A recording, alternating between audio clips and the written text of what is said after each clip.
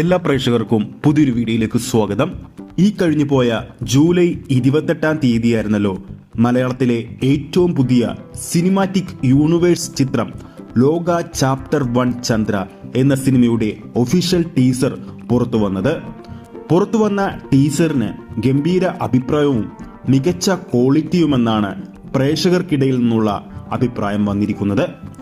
ടിക്യുവിന്റെ നിർമ്മാണ കമ്പനിയാണ് ഈയൊരു ചിത്രം നിർമ്മിച്ചിരിക്കുന്നത്. കല്യാണി പ്രിയദർശൻ, നസ്ലിൻ തുടങ്ങിയവരാണ് ചിത്രത്തിൽ കേന്ദ്ര കഥാപാത്രമായി എത്തുന്നത്.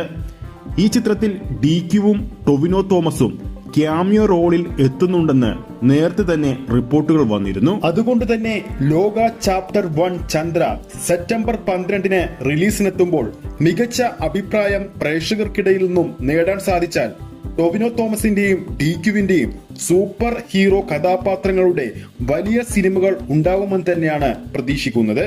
അതോടൊപ്പം ഇന്ന് വന്ന മറ്റൊരു പ്രധാനപ്പെട്ട അപ്ഡേറ്റ് കൂടി നമ്മുടെ പ്രേക്ഷകർക്കിടയിലേക്ക് നമ്മൾ എത്തിക്കുകയാണ്.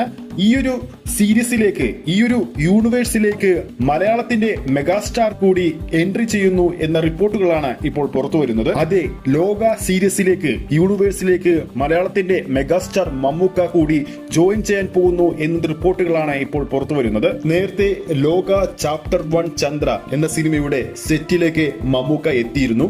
പല ചർച്ചകളും നടന്നിരുന്നു.